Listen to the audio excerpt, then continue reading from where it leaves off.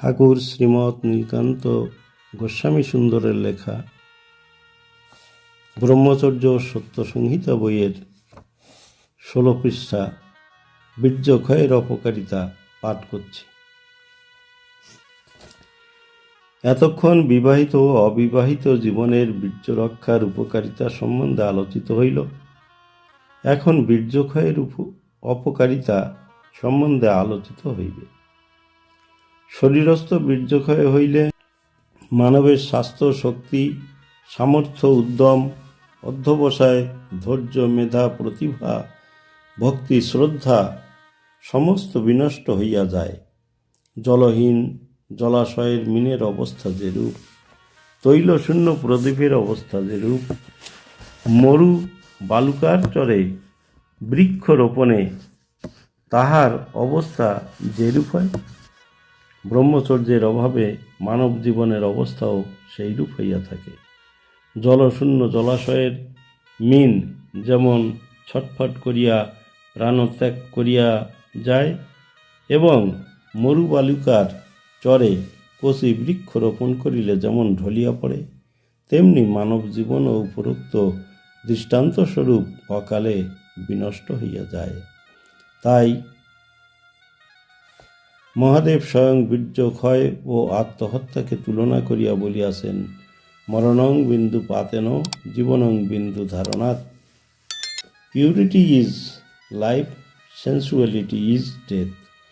বীর্যধারণী জীবন, পতনই মৃত্যু। বীর্যক্ষয় মৃত্যু অপেক্ষাও ভীষণ।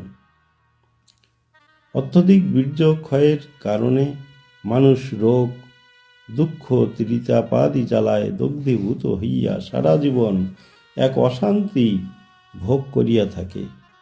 যে বাল্য জীবনে বীর্য ধারণ না করে সে কোনোদিন সুখ শান্তি লাভ করিতে পারে না। এই অসংযমী মানবের ভাষা কর্কশ,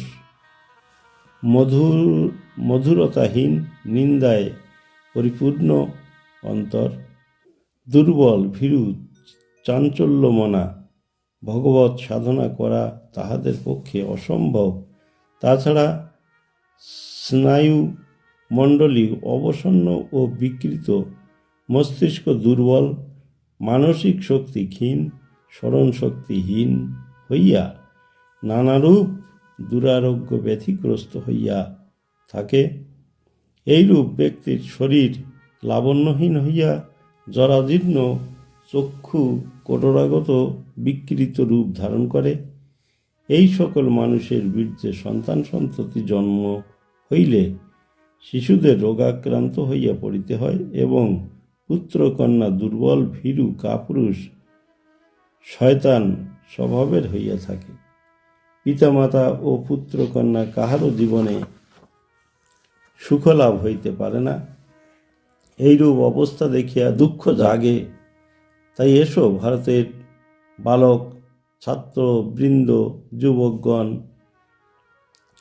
যদি মানব জীবনের সার্থকতা লাভ করিতে চাও, যদি আদর্শ ব্রহ্মচর্য সাধনায় অনুধাবন করিতে চাও, যদি জীবনে নিষ্কলঙ্ক প্রেম ভক্তি লাভ করিতে চাও, এসো সকলে